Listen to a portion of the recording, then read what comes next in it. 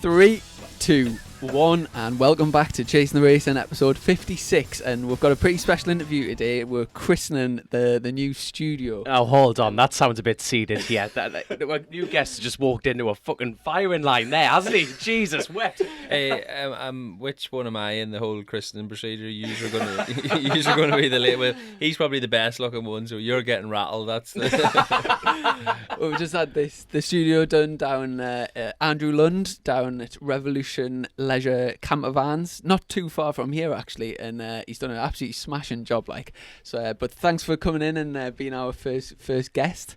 And I tell you what, you're just a bit excited about this bloody interview, aren't you? You haven't even introduced our guest / co-host here, and obviously the Fermanagh accent might have given away slightly here. So, ladies and gentlemen, for our podcast listeners only, we have Lee Johnston. Hello. I thought I had a Yorkshire accent now, according to my missus, but maybe not. I need to miss out a few more words and A up and buy gum and stuff like that. And tell you what, it's a beautiful part of the world around here. We came down a few months ago for Whittam, obviously just over the hill there, but it's a proper nice bit of the country, and there's loads of bike races around here, isn't there?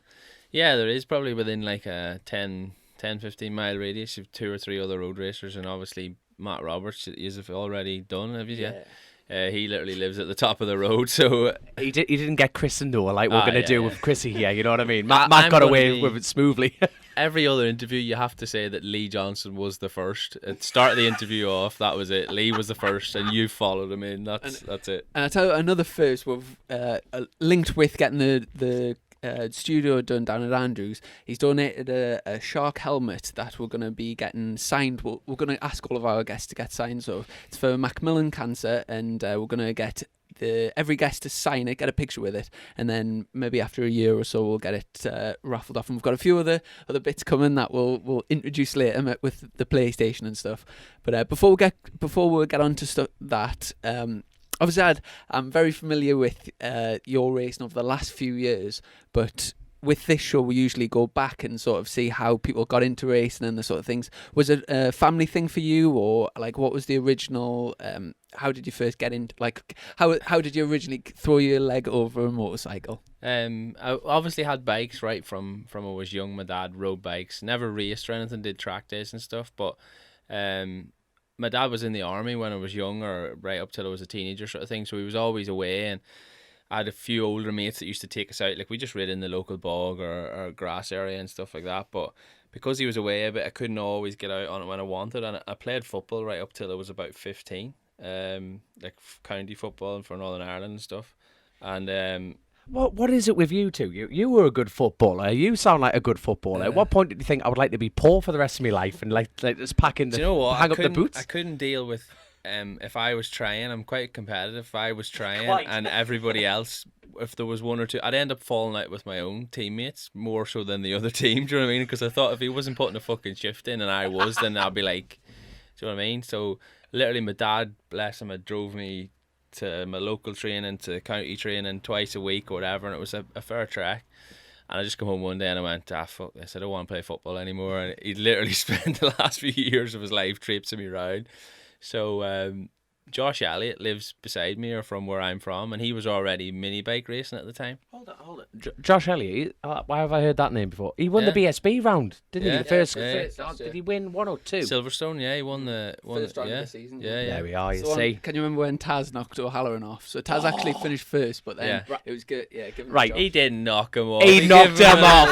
I love tap. Go on, right. Let's talk this through, because we have got him lined up as a guest. So he'll defend his honour here, but he'll probably be tuning in, listening to you. But go on then. You talk me. Now, I believe he knocked him off. He was on the white line.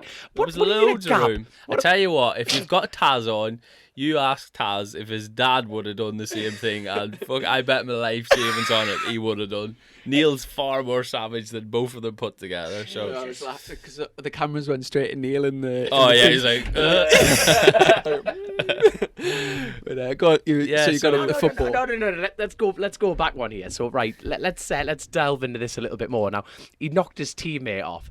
So, as a professional rider, what do you make to that though? Or do you just think you're in it by yourself and you just go for it? I think the hard thing is from my understanding, they had a good relationship. Do you know what I mean? And Jason is decent bloke, do you know what I mean? And he's been about long enough to know what is what, and I think after that or now they've got a decent relationship again, do you know what I mean? Probably at the time you wanted to batter each other, but I think if Taz has probably been a little bit too forgiven in the past, and the people have probably said to him that he needs to be more aggressive, and then when he is more aggressive, then so you can't give it both ways. Just on that subject, have you ever knocked a teammate off or been knocked off by a teammate? I've never really had that many teammates, to be fair. So your football career, so you don't play well with others, period. So how the hell you've gone to build your own team, which we'll get into later on, is outstanding, Lee. Can I just say? It's I've never been knocked off by. I've never really been knocked off by that many people, to be fair. I think I've always just done it on my own accord, or maybe even I've knocked Josh Brooks off going into the Craig before, and shit you not, I hadn't even got myself out of the Beals, and he turned around and asked me if it was all right. So that shows you the level of the man he is, and I know some people probably don't take him the right way because he's pretty black and white, but I'd defend him to the last, because if someone just knocked me off there and the first thing you say is, "Are you okay?" that takes a good bloke to say that. So without a doubt, and I'm just flashing back through my road racing history. There was a famous incident with you and Alistair Seeley at the Northwest. Now that was I was telling you about that on the way down. That was a humongous moment. So now just paint a picture for everyone listening to this. Who was on the inside? Who was on the outside? At which corner? I don't know the names. Oh, Metropole. Metropole, I was on the outside, and Alistair didn't hit me. Obviously, I run into him because I was on the outside, and then I hit the air. I was lucky, really, because I just missed the telegraph pole and hit the air fence, but I won the next race. Actually, I won the Super Twin race after that, but I think it was just because I was that pissed off. But he said sorry to me and everything at the time, and then when I was going back in the ambulance, I heard him on the radio going, "Oh, I think it was maybe Lee's fault. He cut the nose off me." So then I just fucking went mental in the back of the ambulance.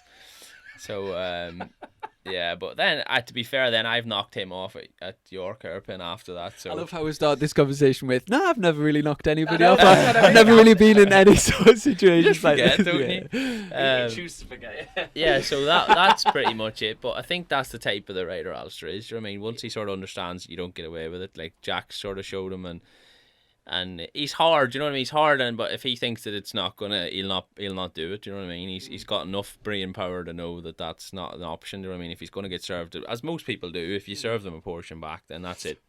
He definitely showed that, because at the Northwest last year, it was coming into that.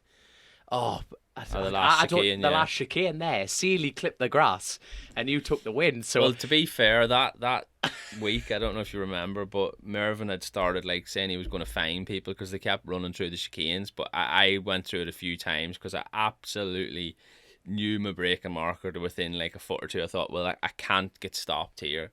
And I went into the last corner because I know that's always where that happens. I went in and I thought, that's me. That if anybody comes past here, I'll fucking shake his hand on the podium and say, "Well done, mate."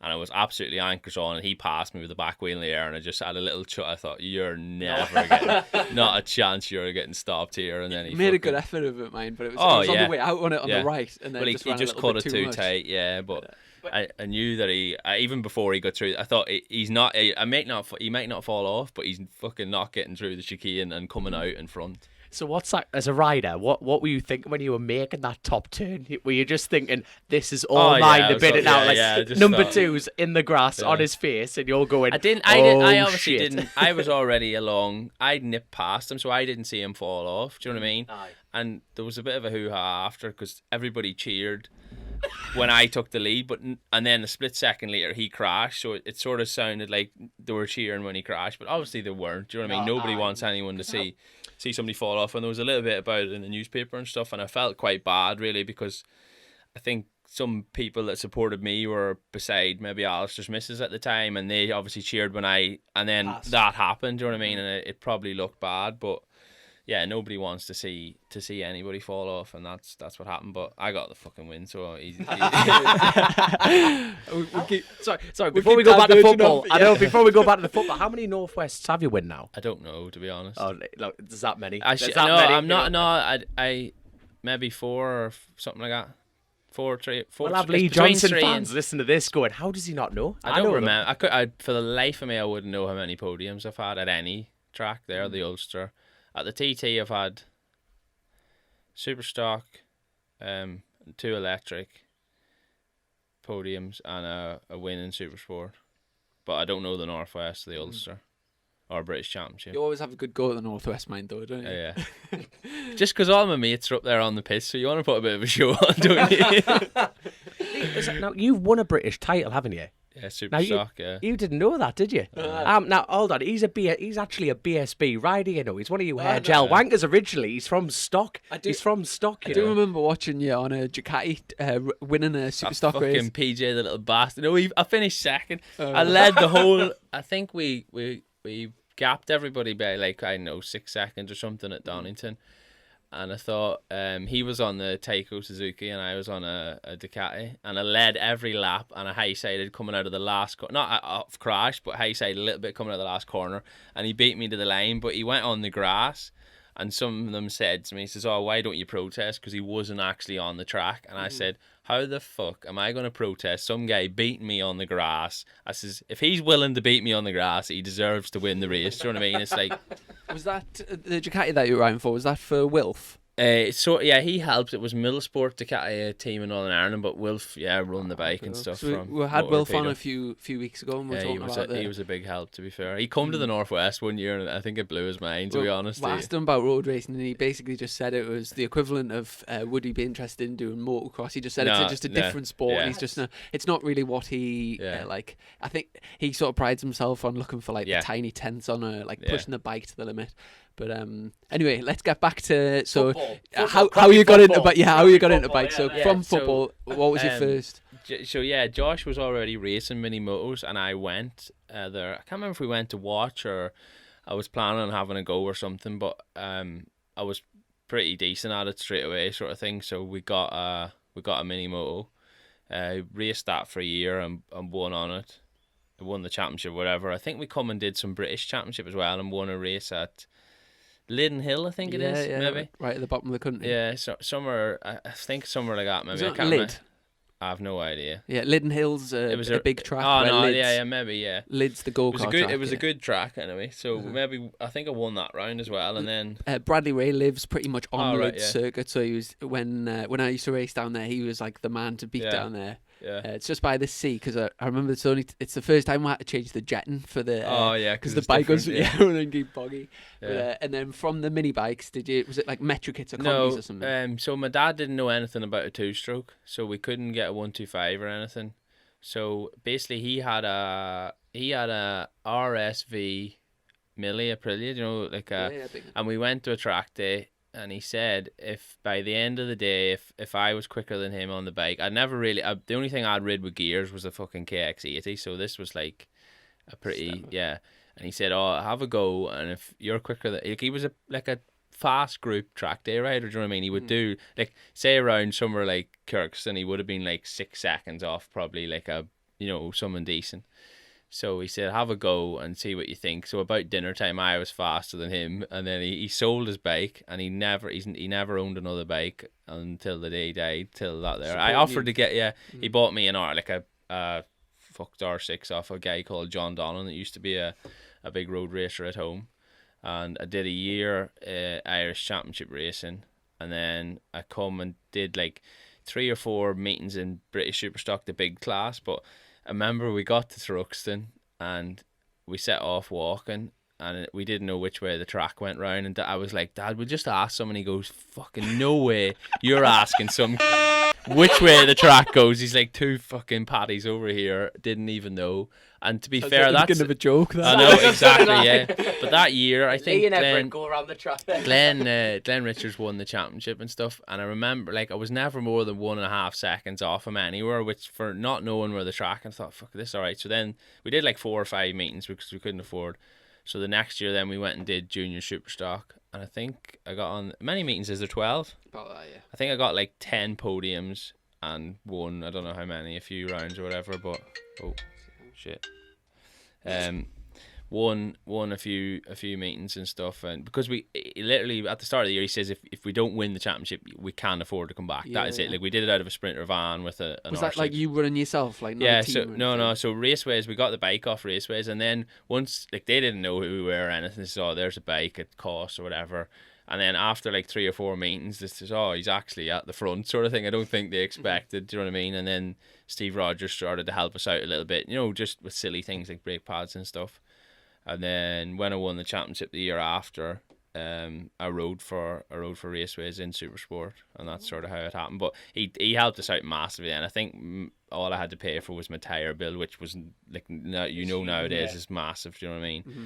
And my first ever Supersport race, I finished 4th. Fucking Plater beat me to the podium at Brands Hatch, and I was devastated that I didn't get on because I'd been on the podium all the year before, so I thought that was just it. And how old were you by the? I was about to say, what age comparisons were these? So I was probably 18 when I won the junior Superstock, so 19 or 20 maybe when I was. How old were you when you hopped on a millie then?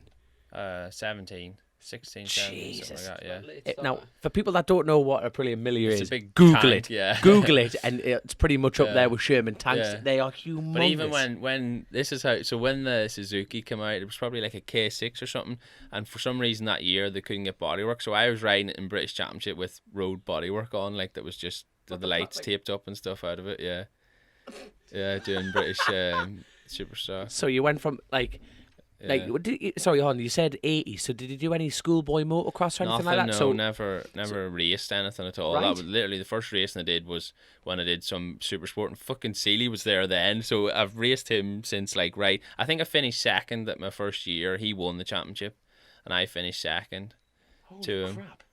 And then sort of went. But the first ever, when we went to England to do our very first ever Superstock meeting, it was at Brands Hatch, and I didn't qualify. I was like, it was Brands Hatch India, so it was probably 1.2 seconds off or something, and I was 31st, and the grid was 30th. Yeah, so I drove the whole way from fucking. You imagine listening to your dad driving back from there. I never even. I thought, well, I'm not good enough. I'm never gonna. If I can't even qualify for my first race, but then Seeley didn't qualify either. So Seeley, you think how good Alistair Seeley is? He didn't qualify for his first. It's crazy, and I think it's difficult to even get your head around that. I remember in 2012, it was the year Lee Jackson won the Superstock 600. Yeah. He got lapped in the first. He was like qualified about 35th and got lapped in the first race, and then he went on to win the championship. Yeah. And you think how mental is Progression, that? isn't it? Yeah. But that gives everyone a bit of hope, doesn't it? Yeah. No matter where you are on the grid, it's like. Even I'm feeling hopeful now. Gee, there you are. And then obviously from the Supersport days.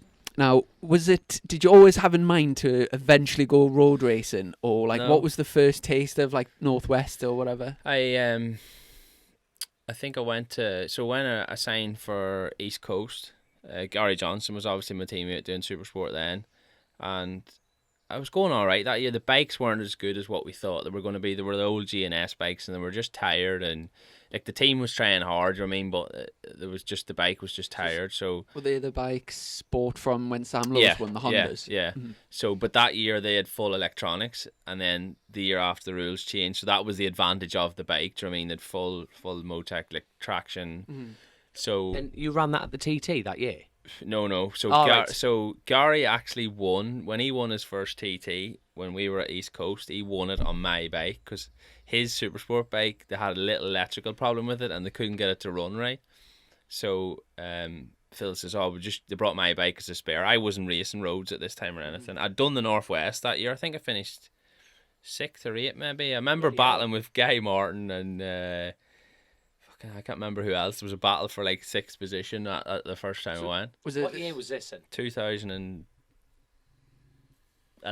So was it kind of from the Really? the team? So the team were road racing. Yeah, so yeah. Then So they just said you come sort of- along, for the jolly. I just went for the crack really to get pissed and have a laugh, and I thought this was a good idea. So in 2011, I didn't do the TT, and then the team folded at like halfway through 2011 or near the end of it, and I ended up working for Phil at the time. He just said come over in between a few meetings. Do you want to come and work? And I stayed there. And he says, what do you want to do now? And I said, I'll just stay here and work. So I was a ground worker. Stopped racing.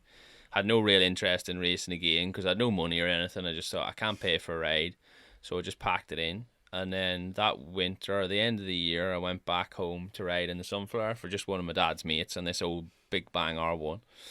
I think I won the race. We were just there on a bit of a piss up, really. Won the race, and then that's when the JMF guys come along and said, "Oh, do you want to ride a Ducati for us and stuff?" And I said, "I have no real interest. You know what I mean? I don't want to go back doing British Championships." He says, "Oh, just come and we'll do the Northwest. Do you want to do the TT and stuff?" I thought, "Fuck yeah, we'll go do that." And so I won a couple of races in Ireland, and then it says, "Oh, we'll just go do a super stock meeting to see how you get on." And that was the Donington when we fucked off at the front, and yeah. And I mean, a lot of the questions that we'll get from, you know, we've got like a Twitter and stuff, so people send in questions.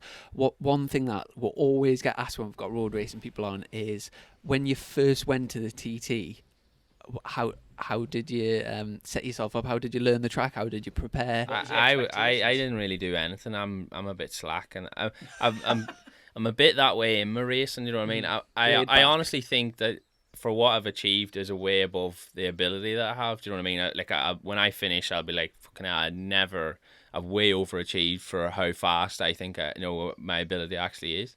But when I first went to the TT, Josh Brooks hadn't done it then either, and another good friend of mine, Gordon Crocker, was over there, and they were staying on the boat and stuff. So we pretty much just went on the fucking piss all week and stuff. And I didn't take the organizer sort of said to me, he says, "Lee, if you're thinking about becoming a good TT rider, this is the only time you're going to ever get to come and enjoy the event and everything." And I fucking made the most of that. Like, that first 2 weeks there, we were on the lash most of the time and stuff. And I had a right ball. The Ducati blew up and shit, so I never even ended up racing. But I just loved the whole atmosphere, and I think I finished second that year at the Northwest on that Ducati as well.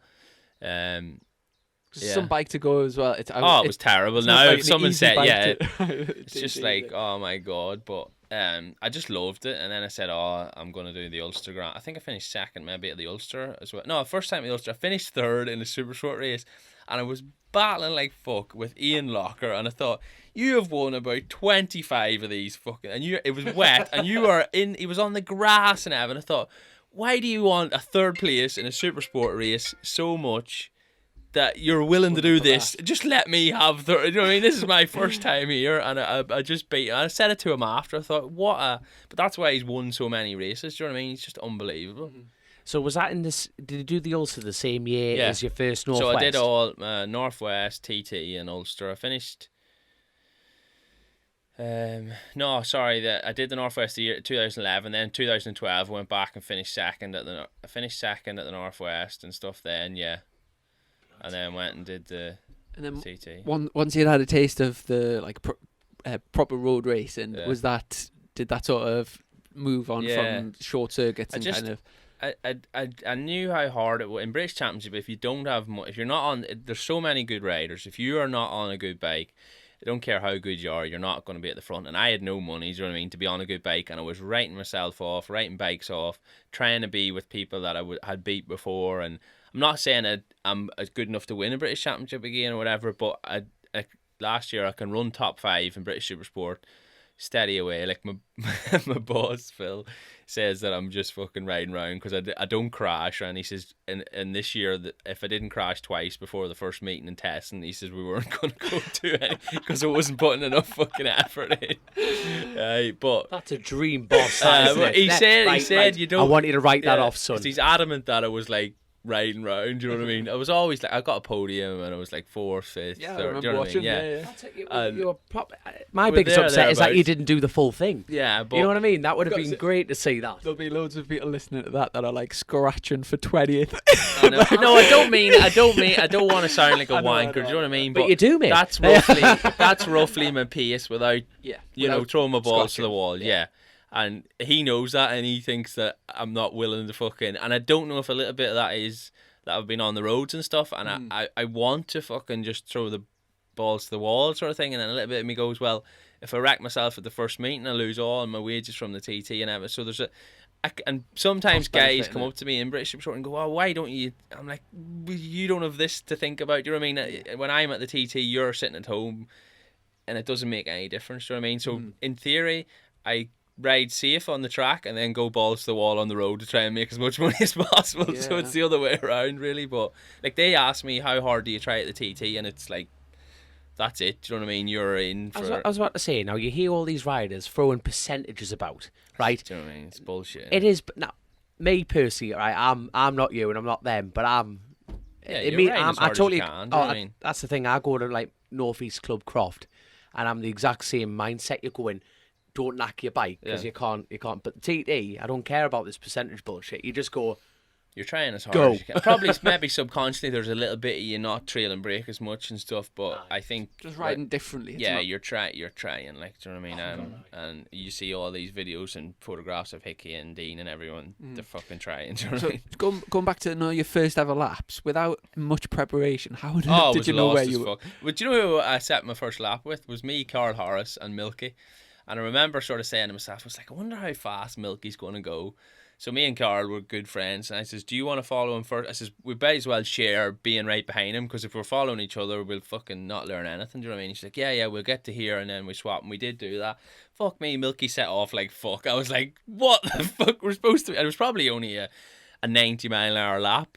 But tossing for a control lap. Yeah, for fucking your very first ever lap, when I knew about 3 mile of the fucking first thing. Do you know what I mean? I'd watched a couple of onboards. That was it. I'd never been to the TT in my life to watch nothing, and I just set off down Brit Hill. And this is coming from a man who's won a TT and had a humongous crash at the TT. So it's a bit, that would have been intimidating. I remember the first time I set off, the Ducati was mint for wheelie, and I fucking wheelied the whole way to like the crossroads, and some of the marshals come in and like put a complaint in. And said to, I don't know if it was Paul Phillips or Milky or someone, says, oh, he fucking wheelied the whole way there. And they says, well, if he's good enough to wheelie the whole way there, well, he's safe enough then.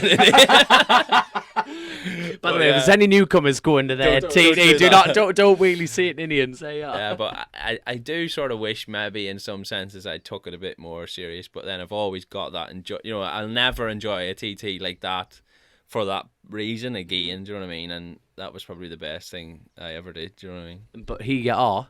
You've won a TT now. Well done. So let's talk about your mountain course record. So you've got lap records on classic bikes. You've got how many classic TTs have you... Well, we've asked this question before. He doesn't know what is arse from his elbow when it comes to his results. No, you won Padgett's 250. You've won a 350 twice. Dom's been doing his research. Yeah. I'm chasing the twat. I know what he's doing. No, I don't think I've won 2 350s. I won. Yeah, I was leading this one this year, and then I won on that MV. Did I win one on that Honda? I can't speaking remember. of the classic, obviously you mentioned that you didn't really come through on 2 strokes. Yeah. Do you not find it odd riding like proper Oh classic? yeah, I haven't a clue what I'm doing. Because people who have come through riding 2 strokes... I am gentle on it. Do you know what I mean? For someone that's used a slipper clutch most of his life and Evan, I am sympathetic on the bike. Do you hover the clutch when you're riding? Yeah. And on that 2-stroke, so when I won the 250 race, I had only ever done 2 laps of the TT on a 2-stroke, and that's the only 2-stroke riding I've ever done. Mm-hmm. So... Because you and Adam McLean were dicing for the win on that, and Adam McLean has properly cut his teeth on 2 strokes. And obviously, I think my bike was probably better than his, to be fair. Honestly, and I probably wasn't. If I was sort of figuring the job out, and then I reckon if I come in, I was so pissed off there was only a 4-lap race. I thought, fucking hell, I forgot another 2. I wanted to break the lap record. I think it was a mile an hour off. What speed would that have been? 118 or Jesus. No, 120 maybe, and I did 118.8 or 100. That's something serious, like that. That isn't it? That is because didn't you ride at the Ulster Grand Prix at 250? That's the one I have now. But I did a lap, 2 laps in the wet and high sided and was broke that my parade? collarbone. No, it was like I decided I wanted to ride my own bike. Yeah, and you smashed your collarbone. Oh fucking! Phil Reed went mental. Yeah, the boys rang him up. I come out of the hairpin and I don't know if something hit something or it was me or whatever, but it just went whoop, over. And I thought, fuck's sake. That was Lindsay Hairpin. Yeah. And I broke my collar. I got straight up and I went to the ambulance. It says, I broke my collarbone. I says, I'll probably be sick because I'm always sick when I break a bone. I says, and if you give me any morphine, can you give me the tablets because it gives me an itchy nose? And I sat down in the thing, and the ambulance driver's like, do you want to drive the fucking ambulance as well? But I went in, and then the boys obviously rang the boss and said, oh, Lee's fell off the bike and broke his collarbone. And he said, what bike was he on? He says, oh, he's on his 250. And he goes, we don't own a 250. He goes, yeah, he was on his own 250. And he wasn't best pleased. So then Gary, they were coming over that night. That was on Tuesday. They were coming Wednesday. So they just went and picked Gary Johnson up. And he come and rode the bikes on Thursday and Saturday, yeah. So Bloody hell. So we got up to sort of the Ducati days. What was the? I know you have ridden for the East Coast team. Was that the next? Did you go Ducati to East Coast? I fell off the Ducati the next year at Thruxton. I run onto the grass to start and finish and snapped the bike in half, and that was is that on weeks. YouTube? Probably. Oh, we'll have to. YouTube finds all kind of demons, doesn't it? It wrecked it, but the bike. It was 3 weeks, 2 days before the Northwest, and I broke my tibia and fibia or whatever in your shin. And then the Millsport guy said, "Oh, you'll not be fit." So we had our own 600, and I said to Phil, I says, "I will be fit to ride the bike at the Northwest." I says, "If you get the 600 ready, we'll just go and ride that." Because I didn't fall out with them, but they went and paid Carl Harris to come and ride the bike without really giving me a chance to get fit. So then I was like super determined. I spent like two dives a day in the oxygen chamber and stuff like that. Like I was proper grafting, and I got on the podium at the Northwest in the Supersport race, and Horace didn't really even want to be there, bless him. And he come in one race and said the sun was in his eyes. so where did Carl finish that? Oh yeah, he didn't finish the race. He didn't finish. So then obviously we were running out of the same truck, so they had told me I couldn't ride the bike. He didn't want to ride the bike, and I got on the podium with our other bike. So they weren't. But I was like proper determined to. And then 2 weeks later, I went to the TT and stuff. So I was a bit sore that year. Jesus, because riding around there with an injury is you can't. It's impossible. It would be impossible, wouldn't it? Yeah, it was hard. Bloody hell. Now, what year? Now, I'll tell you what. We're gonna have to get the crash situation just out the way. Now, I remember. Was it a couple of years ago on the Paget 600? Yeah. You came through Grebe. 2 years ago. Was that 2 years ago? You were a lucky boy there, mind. Yeah. Like what injuries did you get from that? I went into that week and sort of. Like for 3 or 4 years, I'd done nothing. Do you know what I mean? I thought like Dean's been on the podium and everything. I says I'm beating them everywhere else, and I just went right. This is it. This is going to be my year, sort of thing. And that week through practice, I was sort of like quickest in the sessions and all, and I was quickest that night. And I don't know what happened. I have no memory. I can't remember even leaving the island, and my brain was bleeding and stuff. And bloody hell. I just took the front. I broke 4 vertebrae, tailbone, hands. My jaw. I can't remember what else. My brain was bleeding. So I got out of hospital before the senior. I remember I was obviously at the senior because I've seen pictures and stuff. But the only real memory I have is being on the boat home and not really knowing how I got on the boat and stuff and got back to the house. But I give me missus some right grief because my head was mangled. Do you know what I mean? But they never told me that you get angry when your brain or your brain. I can't even say the word brain bleeds, but. So I went to see this specialist not far from here for all the rugby league players, that get hurt. And he says, "Oh yeah, you'll get." He says, "Are you okay?" and stuff. And I says, "No." I says, "I'm fucking angry all that. Like if my phone was there and I wanted to be there, I'd be like, what the fuck? Yeah. Why did you put this here? Well, yeah. So then he explained everything. So that calmed me down a bit. But I was literally the week after I got back, Christy's phone flashes when she gets a text message. So I was lying in bed, her phone flashes, and I go, fuck's sake. And she was like, what's wrong? I was like, I've just been done by a speed camera. She was like, what do you mean? She says, I've just seen the fucking flash go off. I've been done by a speed camera. She goes, Lee, you're lying in bed.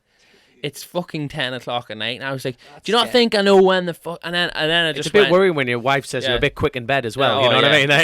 Yeah. And I literally then I just went, and she goes, you're going to have to go and see somebody, just because your head is nowhere near right. So that's why I went to see. I've had a few really small head injuries, but do you know if you've got if you say break your arm and it's the pain's there and you sort of know it's healing, but when something's going on upstairs, it's awful. But I've just found that video. It's 2009 British Supersport Thruxton. Oh no, that's another. I You and actually Dennis broke. Hobbs. You know what? This is another.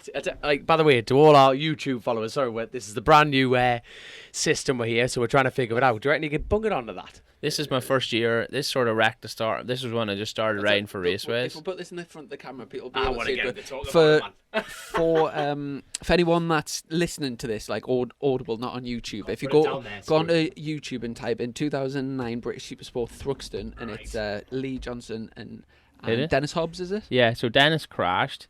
Yeah, this is my first year riding for raceways, and this is the second meeting.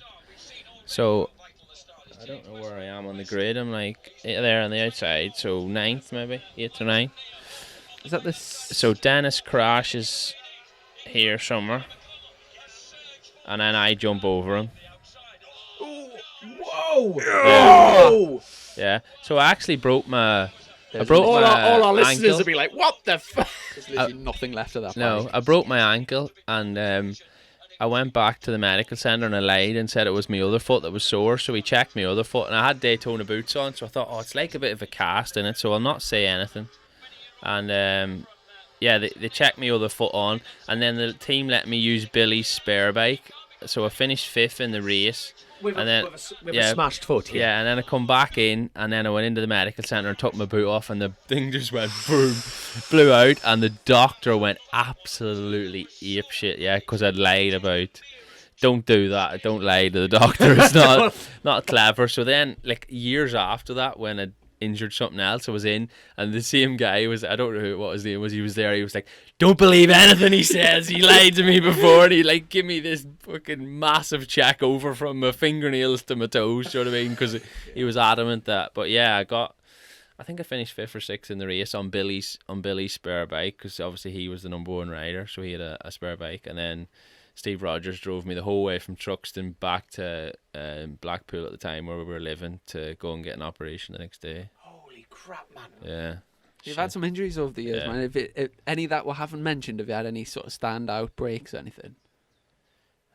Pretty much covered Not the really, big ones. yeah. Them's all the big Northwest, the TT, and a couple of British Championship ones. Yeah, I've nothing. Yeah. He's right. It's the bleed on the brain thing, I think, that's got to My him, man. memory is terrible. Like I almost feel bad because people like say to me sometimes, "Oh, do you remember when you won here or did this?" And I don't remember most of it. I obviously remember winning, winning certain things and certain things happening, but a lot of it, my memory's really bad. And I said, like, some shit will come on the TV that means nothing, and I will know it or I'll remember it. And I'm like, how can I remember this? And I can't remember something massive that's happening. And I almost feel like people think I don't care enough about it, but I do. But it just doesn't seem to. I think there is a thing where once your brain fills up with, especially with old age, you start. Hold on, man. Right, well, Lee, thank you for being here, son. Now that we've Chrissy's fully insulted you, there they are. Well done, Chrissy. Well done. Right, let's see how you dig out of this. So let me just get me shovel for you. like say me granddad. Yeah. Or he'll know like something like random happened like 20 years ago, but he can't remember where he left his keys. Yeah. Like, yeah. It's funny with your brain. But anyway, so got on to starting road racing, East Coast, and then what was your next, like, Yeah, so we stayed. Honda, like, Yeah, what was we your next big stayed. We break? stayed with East Coast for a few years, and then I didn't. The year in 15, like, I had a really good year. So won the Northwest, was on the podium at the TT, won 3 or 4 races in one day at the Ulster, and then sort of other teams asked me then, like maybe Taiko was talking and Honda and all them, but I didn't want to the group of guys, and I said I don't really want to go anywhere, so I stayed, and for another 2 years. And to be fair, I was shit. Do you know what I mean? My dad died then that year, or after the Ulster, that big crash. Or the crash in the 250, and then I think the next year I was just trying real hard. Things didn't work out. You know what I mean? I didn't win any races. I did nothing for nearly 2 years. You know what I mean? And then obviously in what year are we in now? 18, 19, yeah. So then I obviously went to Honda then after that, and sort of thought, I'll have a go. Do you know what I mean? Things can't get much worse. And I hated the bike. And just remind us on when. In the sort of had there just been a new bike out, or did you get there after? Yeah, so Guy got it the first year, the new bike and stuff. So I was riding for Jackson's then. Yes. And then him and McGuinness went, and you and was so it you and Hutchie? No, I was there with McGuinness. Oh right, okay. Yeah. Oh, right, yeah. Or sorry, no, McGuinness went. Yeah. So McGuinness came off the same year as Guy Martin, didn't he? So then it was me and Hutchie, and I just hated the bike. It was too fast. It had too much power and too aggressive, and there was the electronics weren't right for it. And there was just loads of things I wanted to change, and it was almost as if they were saying, no, this bike wins and that's it, sort of thing. And I just couldn't get on with it. Do you know what I mean? So it was still being on the podium or winning in the Supersport and stuff. So it was just like, I'll just see the year out. And that was on Paget machinery, wasn't it? So you had to be on a Honda by contract at that point. Yeah. And at the time, like Phil Reed has helped me so much through my career. That was the thing, you know what I mean? We're factory Honda races lead. This is, there you go. That's what we wanted. Do you know what I mean? But maybe 3 years. I should have went in 15 really when the bike was a proper race winning bike. No, when you keep referring back to, is it Phil Reed? Yeah. That's not No, Phil no. Yeah, so he's the guy that owned East Coast Construction or whatever, and that's who's been behind me for so long. Yeah, and then he was there obviously and seen the amount of things that were going wrong, and it was just a shit show really for being a factory team. And he just said, you know what, we can do a better job than this. And then he just says, literally, probably the first week of December, we sat down, and by the second week of December, we had bought a truck, 2 or 3 bikes, everything. Got Roger, that's the sort of team coordinator, on board. Within 2, that's the type of him. You know what I mean? He runs a big business, and we're going to do this now, and this is what happened. So in that space of time, we bought all this stuff, and I sort of worked through the whole winter getting everything sort of together, all the designs and all that sort of stuff. And so, this is from when East Coast Racing became Ashcourt. This is the transfer period. So the Ashcourt obviously owns East Coast Construction now. That company bought it out. Right, so then right. to be the brand and to be right, they said they'd be interested in coming racing. So we got them on board, and a few other big civil like Burdens and other construction companies that works beside them. Got that all tied in and started, went testing, and then we won our first race at the Northwest on the bike. You know what I mean? That, to do that and then to win the TT and everything has been amazing. I tell you what, obviously when you see all the trucks parked up and all the bikes out there, I'll be speaking for a lot of people, but the image of the team that you've got with you, the leathers, just everything, it looks absolute, like so professional. The truck, who did you get that truck from? Was that already? It's actually Halsol's old truck. Dom mentioned that. He's giving us the look like told you. I wasn't doubting you. I was just checking. It's beautiful setup. And is it Tommy Hill that does all your graphics? Yeah, he did quite a lot, and I'm quite interested in it. Like, even when I do the clothing with Red Torpedo and everything, I like to have I don't want someone designer just to do it, and then I like to have a good input. And not saying I know what I'm doing, but I know what I like to look at, sort of thing. And me and Tommy sort of went back and forward, and then when it come to the Ashcourt colour is pretty much that colour, but when it come to painting the bikes, Luke at Spray Bay paints Mark VDS's Grand Prix bikes, and the blue in that bike is nearly the same, but it's just a little bit more pop in it. Like, the white base was brighter, and he says, you want to use this instead of that, and that's what the blue is. It's actually VDS blue. I think pretty much my favourite bike certainly when I first got into racing was, can you remember the Rizzler Suzuki? Same as, so when I've still actually got all my old stuff. So when I first went to BSB to watch, I got I used to love John Reynolds, Michael Rutter, and can you remember when Scott Smart left the Kawasaki and went there? And so I've still got all the cap and that. My mini motor was actually painted in. I've still got the bodywork of it. It's Rizzler blue, so it's the same nearly blue as my bike I've got now. It works well with the racing, but. Hey, but now that you went into that side of like getting heavily involved in running your own team, really, with close friends and sponsors, can you see yourself transferring that team kind of owner situation on and bringing someone into a team and running someone, or I don't know. Expanding the Lee Johnston name and racing years to come? I think you see what Michael Rutter's done, and the big thing, if you've got the money there to do it, that makes life a lot easier. So if you could tie a sponsor in for 2 or 3 or 4 years, then you could consider it. But it's a lot of graft, and I know how fucking hard work riders are. Do you know what I mean? And I am, and I must frustrate the shit out of it, because I'm like, one day I'll get out of bed and everything's easy and I can win, and other days I'm not. And Phil is so understanding. I'll just say, the bike was mint, but I was just shit today, and that is the end of the conversation. Do you know what I mean? And I know that as a team manager, but I would be then trying to massage the situation to try and get them to compete and stuff, and maybe help the rider. But it's getting the right rider, and then there's a big thing of, do you get a rider with some money that's maybe not as good? Or I personally would want to help someone like me that had nothing, but is maybe decent enough rider. But then you need more money already in the team, and there's a lot of margins. Do you know what I mean? Maybe something for after maybe once you retire. I'm already old now, so I need to be. According to you, Chrissy, Spot on. So I'll tell you what was interesting before we got this interview going. You were talking about like how cyclists, like earn an obscene amount of money. That's actually my real passion. Is really? I have more interest in cycling. So at the start of the year, we went to we were out in Portugal, me and Christy, and the Tour of Portugal was on. And I'm like a proper fanboy. These cyclists are there outside the bus, and I got photographs taken. I was like with Geraint Thomas and sorry, can I answer this because it's Christy? Yeah, of course. Hello.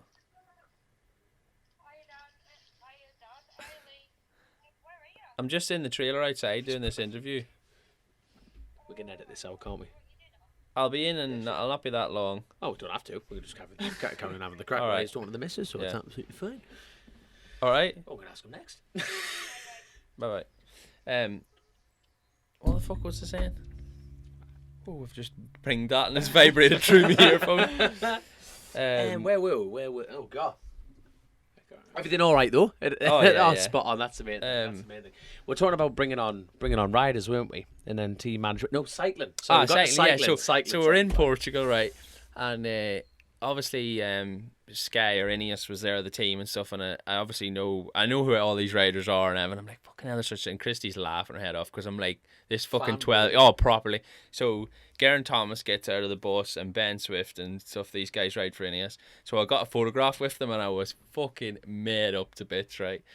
But Ben Swift, he lives on the Isle of Man or whatever. But one of his friends is Pritchard or whatever, and he messaged Pritchard. He says, "I'm sure Lee Johnston's just asked me for a photograph thing," and he was like proper like fan thing, and he said, "Oh yeah." So Pritchard then sent me a thing going, "You fucking knobhead, why have you just asked him for a photo?" I was like, I was peeking. He's like, "British champion, you know, where's the British championship?" I was like, I was proper made up. He was real polite to me and everything, but Christy couldn't fathom that I was this excited to start. But in my eyes, I have far more respect for top level cyclists than any other sport in the world. The suffer they go through for what they have to do for the job is unbelievable. Do you know what I mean? But people think, just because I'm maybe decent at something, or people ask me, it doesn't mean that I don't want to then see them, or do you know what I mean? I'm actually in shock. Like that is no. Like I don't mean that in a detrimental fact at all. You've obviously got passion outside of racing, but like massively. For me, racing against you lads, that's my kind of fangirl. If you know what I mean? That's the truth of it. I was supposed to go then for a thing for the TT to go and ride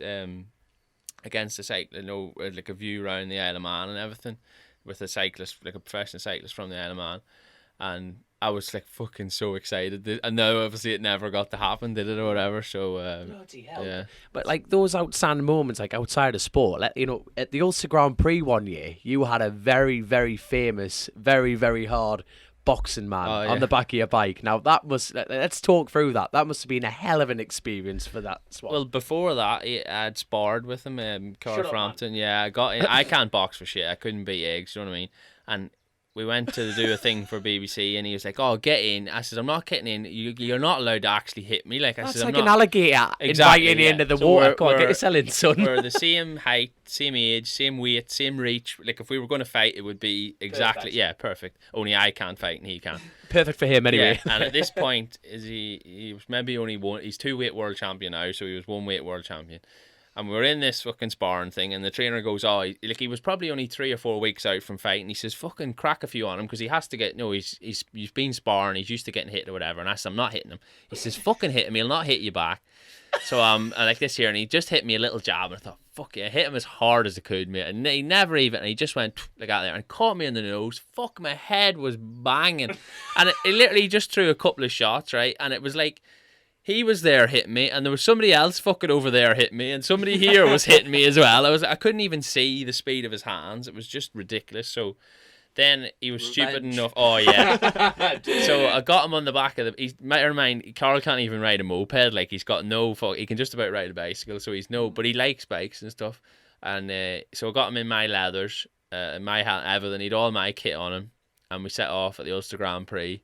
And I probably did 170 mile an hour with him on the back, but I pulled a fucking stonking big wheelie. You know where you go out the road end and right up the hill? So he was just getting tighter and tighter, and I was like, I couldn't fucking breathe. I had to go down. I was like, let go a little bit, but it got to the end of the lap, right? And he got off the bike, and I swear to God, I could have flicked him, and he was fucked. He was empty. You should have hit him then. And this is somebody that can do 15 rounds of. He was just. He says, Lee, he was the best. He was shitting himself, but he absolutely, like, his dad and all was there, and he was like, he couldn't talk. He was standing shaking and everything. But I said, you're in there in front of 50, 60,000 people doing what you do. I couldn't think of anything worse, do you know what I mean, than having to do that. But then it's just whatever your brain is used to doing or seeing is what you're comfortable with. But yeah, it was good. Like, it was good to get a bit of revenge on him. I bet. And speaking of like this year that's just went, obviously with the coronavirus, we've done absolutely nothing this year. But 2000 and the previous 19, year, 2019, was a hell of a season for you. And I know we've got a few questions from our patrons, which we'll get on to. But one of them was about obviously your race win in the Supersport, the TT. I wasn't there for that, but I was listening. I think like back home, I was listening live on the Manx radio and that, and obviously very emotional, like on the podium and stuff. Like, talk us through that race, and did you know going into the race that you had a good chance of the win, and like what was your mindset during the race? The best part of the whole, you'll probably see on the TV footage, on the build-up, I never even got a mention. Do you know what I mean? I was going okay in practice, but the weather was always a bit shitty, and I'm like, if there's any damp, I'm useless. Do you know what I mean? I've no interest. I'm not.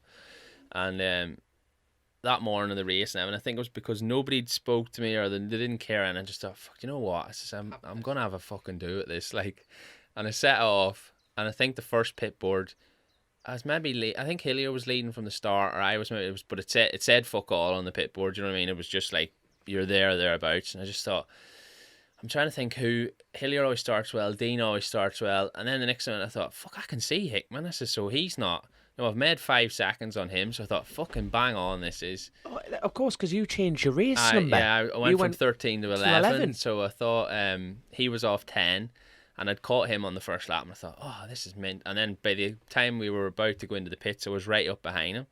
But I tell you what, that must have been perfect over the mountain. It was. And he knew because he looked around and stuff, and I thought, and he obviously wanted to try and he wanted to try and get away because obviously, and for him, I think it was just because he had no time on the 600. It was just all these things fell into place. He was trying to ride his big bike, and I got a good start, and I always knew that the mountain is my best sort of section, bar probably Hickman, who is fucking really good there, but.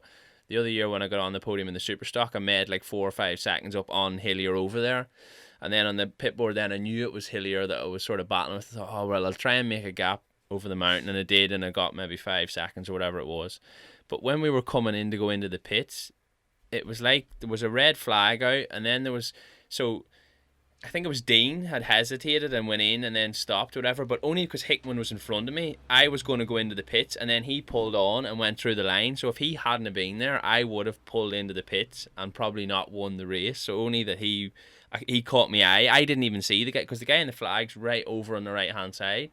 So the checker flag was out. So when I come into the park for me, I thought, what the fuck's going on here? Then I thought, oh, it's just going to be rerun. So I gets down the little return road, and there's this guy there going, they're all going mad, but there's one guy going absolutely berserk, and I'm like, fuck, he looks a bit excited for, like, is it over or what? So I'm going, is it over? And he's like, shouting. So he was that excited, he couldn't even fucking tell me what. So I went to the next person, I was like, what's happening? He was like, oh, you've won the race, like, and I thought, no way.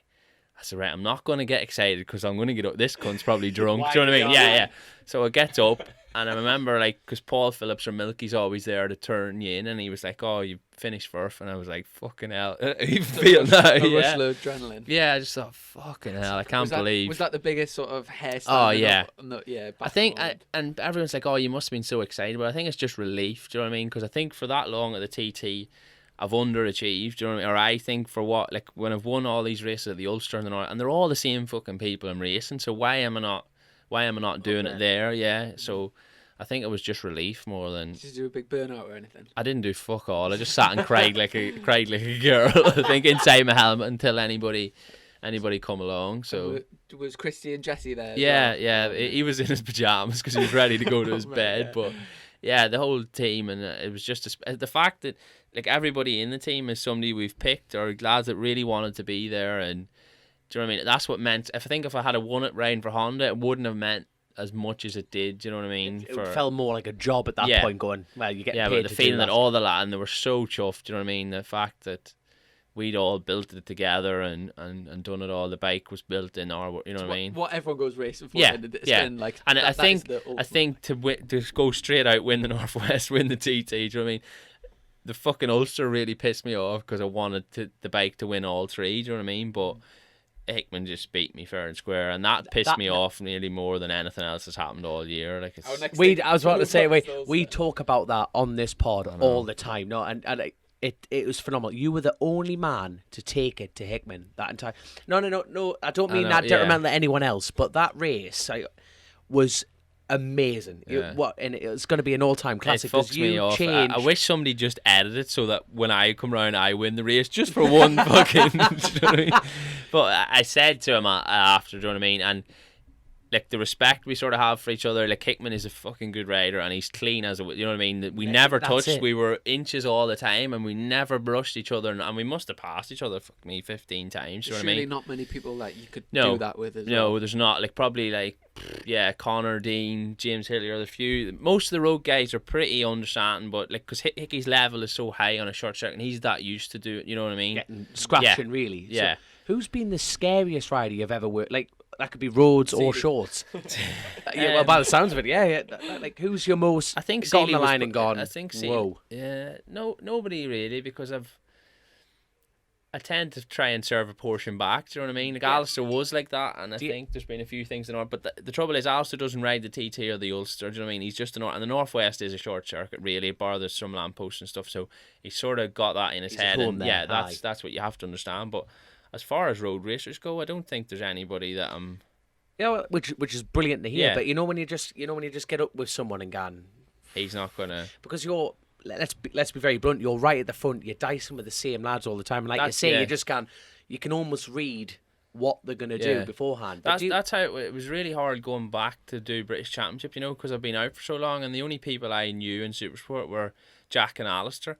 And to be fair, I wasn't right with them, so I was sort of battling with kids that had fucking no idea who was gonna, and they probably thought, who's this road racer trying to come back, and do you know what I mean? But nobody really. It was a lot easier. Like when I was back doing Supersport before, you had like Glenn Richards, Steve Pleater, Billy McConnell, Jason O'Halloran. Do you know what I mean? All boys that were getting a portion. Do you know what I mean? And not bad, but you knew they were there. And I come back. I remember saying to Jack, I was like, these boys are all so polite. This isn't me. Do you know what I mean? Nobody's shunting me or doing anything, and bar maybe if you lapped somebody and they didn't see you and a bit of let rubber on me and stuff, but apart from that, everybody was so good. Do you know what I mean? And your Superstock class is not always like that, I know, but I think because there's maybe some young kids in Supersport and stuff, and they were a bit more forgiving to me, old man. I think you're gonna have to apologize. A written apology to Lee after this. And mentioning like your family before, obviously Christy and Jesse, on like social media and stuff, you see, you always like doing stuff together and stuff, like a happy little family. Did you meet Christy through the racing or? Yeah, at the TT. So I've pretty much ruined her dad's TT forever, because he used to always go to the TT, and that's when Christy's birthday is. So he sort of got out of getting her a present because he was always away, and now he has to either organise something to bring with him or get her something on the Isle of Man. Nice. And he's been to the TT for years and years, and she just went randomly with him one year, and I met her there. So the DMs. Oh yeah, which she couldn't. You know what I mean? She had no chance, had she? You know what I mean? She's seen this Greek god strutting along, and to be honest, I actually spoke to her, and she's really shy, obviously. And she completely blanked me, and I thought, you fucking arrogant bitch. Yeah, and then I seen her again. She ended up going to the Ulster or something, and I seen her again, and then I actually got talking to her. But yeah, so the first time I ever met her, she fucking shot me down. Yeah, definitely a man who dishes out the portions. Any rejection. Oh, yeah, it's like, this ain't happening. This is not happening. Happening. Wee man syndrome, fucking straight away. But yeah, so. Yeah, we've been happily since, happily ever after. Never once had an argument, or you know what I mean. By the way, if you are listening to this, he did do the biggest eye roll ever. There we go. But no, obviously having your family so close, and like we can see that on social media, and it's absolutely brilliant. But you meant like your dad. You lost your. When did you sadly lose your dad? Yeah, so that same Ulster Grand Prix when I fell off the 250. I broke my collarbone, so I had to stay at home to get it plated.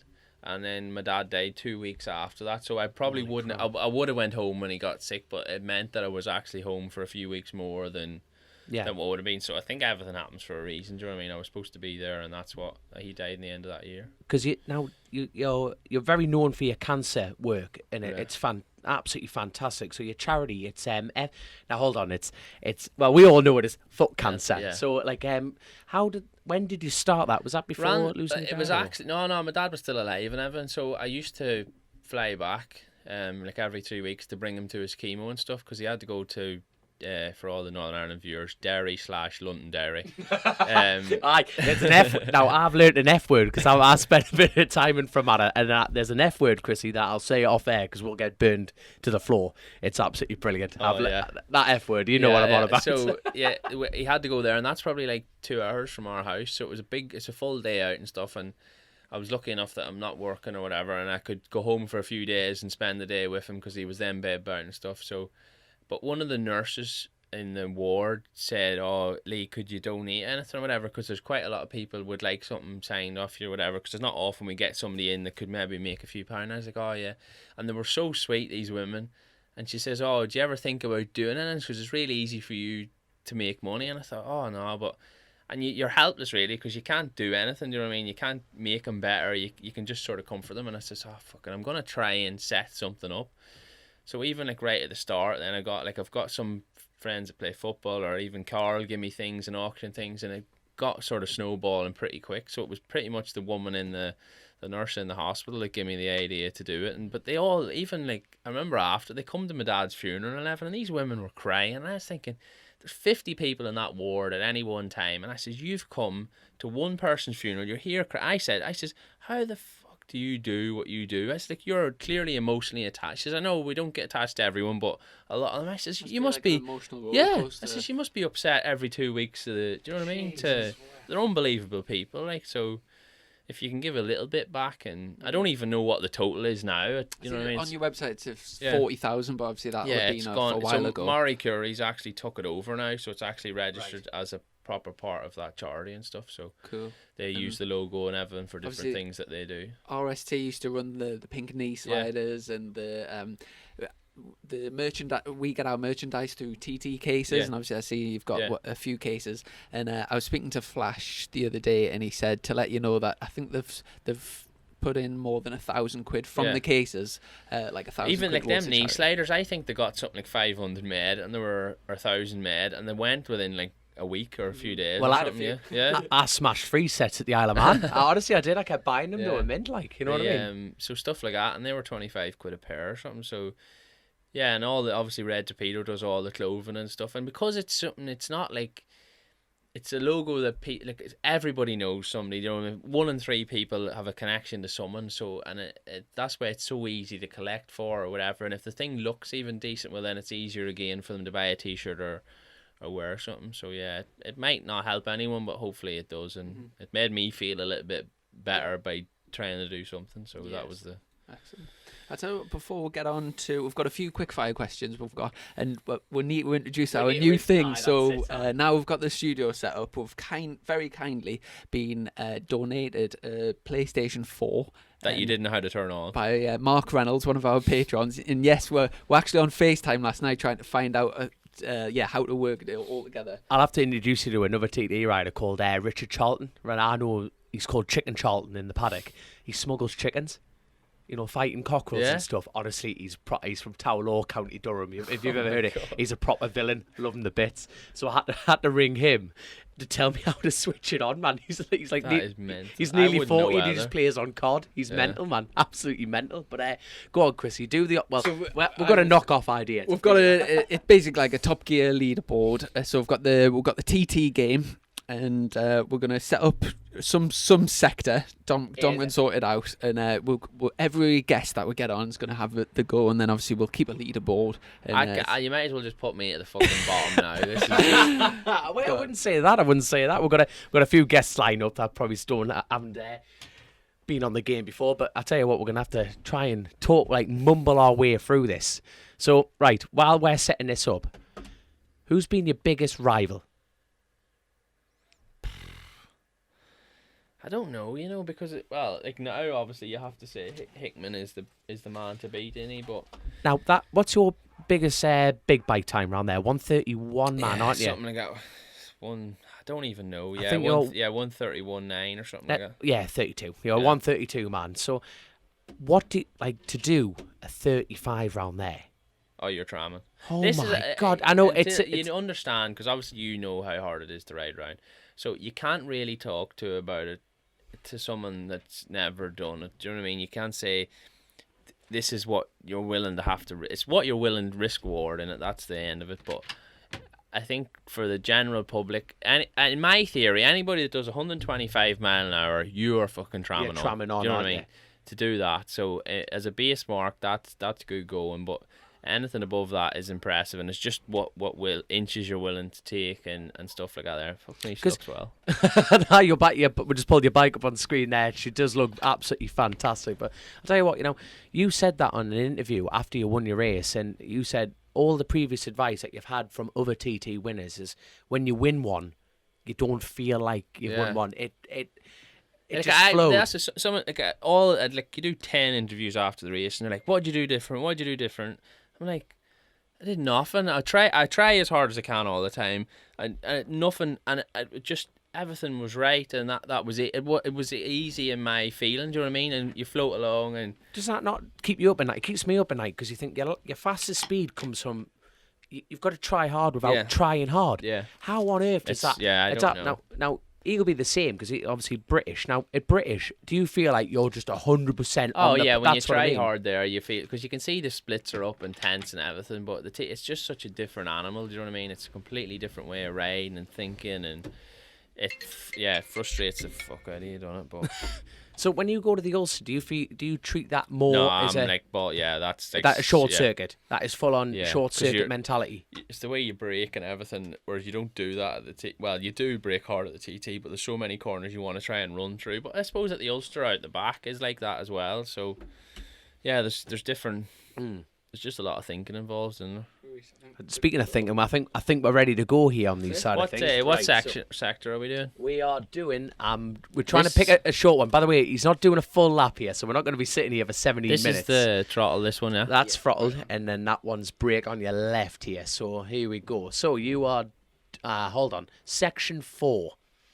That's what we're going for. I know. Where the hell's section 4? I hope I know which way I'm going. That's it. Well, best advice I got is go down Quarter Bridge, keep your C on the left. Yeah.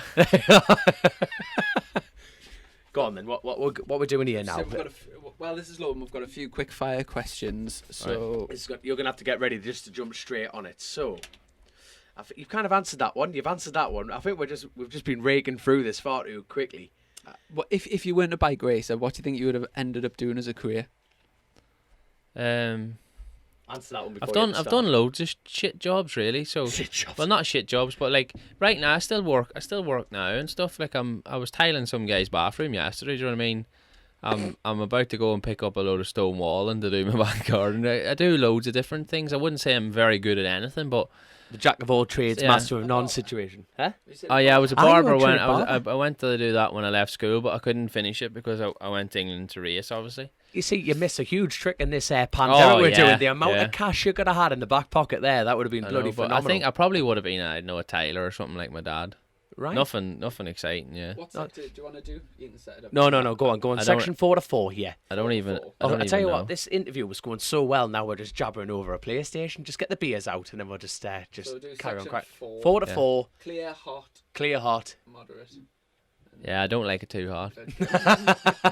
Here we go. Yeah, so I probably would have just been. I've got no qualifications. You know what I mean? I left school when I was 16. So My favourite thing about you on Twitter is your bio is that biggest fear in life nobody is wants getting to a real work, do they? job. Well, I've been working like solid this last month for my sponsor, and I said to him the other week, I says, "This fucking working's never going to catch on, mate. How does anybody enjoy this? It's overrated. This is working." But I know when I finish racing, I still work now bits, and when I finish, I'm going to have to work and stuff. So it doesn't. Yeah. I think if you believe you're above that, then when you have to work, It's then gonna it'll bite really you in the piss you arse, off. doesn't it? Yeah. So I think that it's inevitable, isn't it? Here we go, ladies and gentlemen. He's on the start line. So was the pink lid behind The charity work. Yeah. So it was Oh, always brilliant. orange before that, and then The general league colour. Oh, where am I? Here we go. I don't even know where you are. So we are section. We've established section 4. So where we? This is Guy Martin's corner where he found a box full of neutrals. Coming in here. What the hell? Bridge. Something bridge. Ballard Bridge. Oh, Chris has found the labels. Oh, look, we have that had was our you. first That was crash. you. That is graphic. That's pretty disturbing. We're sitting here watching Lee Johnston roll up the road. That's pretty mental. To be fair. A number of times. A number of times, don't be doing that. So this is coming in the Laurel Bank. What do you make of this section? Do you actually? It just drops off there. Hey, this is. My hands are sweating. I love it. It's actually quite fun asking them questions during this. So, Lee, when did you lose your virginity? What age were you when you lost your virginity? When I was 7. 7. When I was. When's the last time you peed in the shower? About 2 hours ago. I think he's having an orgasm here, ladies and gentlemen. See the way I just use that curb as a berm? That's my old motocross experience. It's all kicking in back in the schoolboy days. Coming in the people, Glen Helen here. If Hickey sees this, he might get a few tips and then go a bit faster. Oh my god! I tell you, but the thing is, I tell you what, I'm doing all right here. I say you're getting overconfident. Here we go. Go on, back up the hill. Hill. They actually re-tarmac this section coming up here, and it is absolutely do you want to know phenomenal something now. really funny? Go on, then. In the classic TT this year.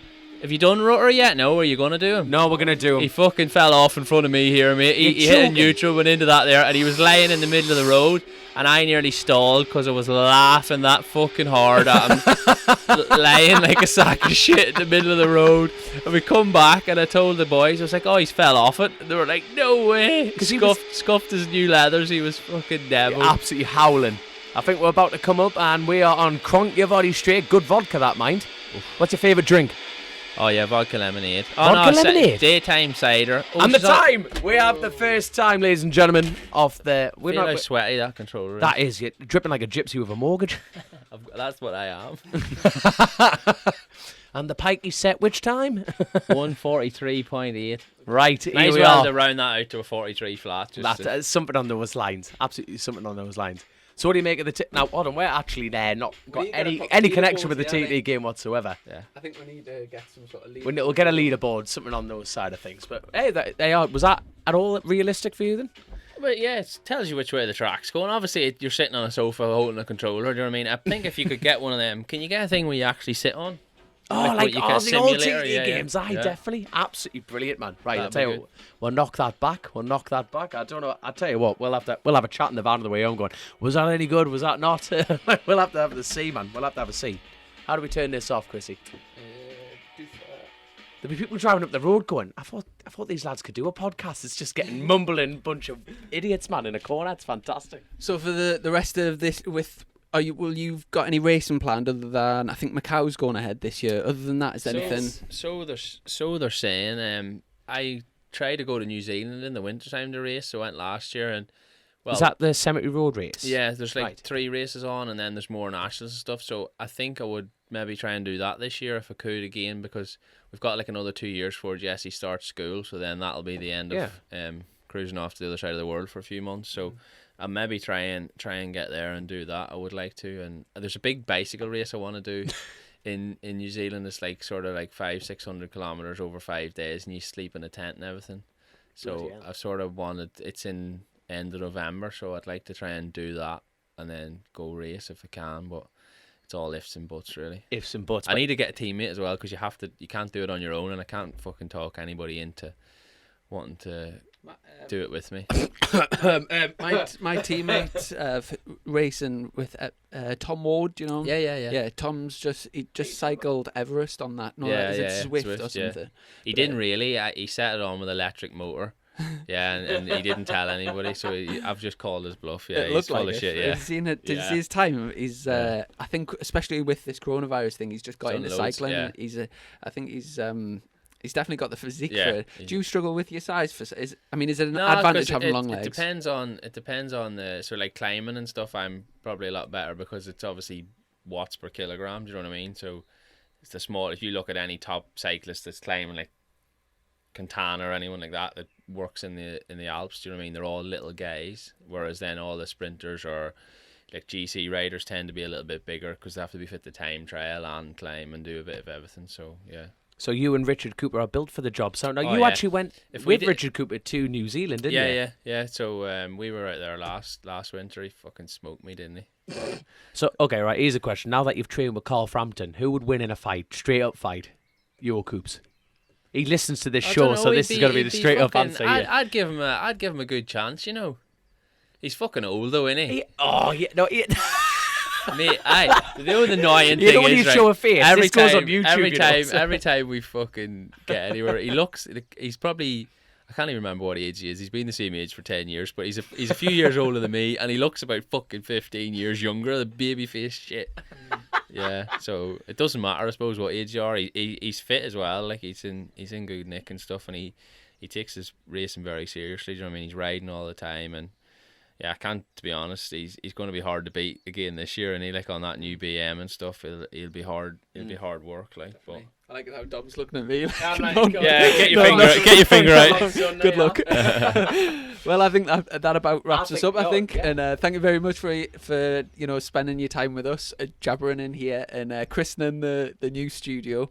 And we'll turn the cameras off for that bit here. I'm just going to shut the door behind you, lads. And just it's nice to look at you and know that I'll always have been your first. You know what I mean? That's it. See that little twinkle in your eye. And See, before you go, if you can sign our helmet as well, we'll get that sorted. But massive thank you, and we'll look forward to catching up soon. Cheers, mate. Take care. Cheers, bye.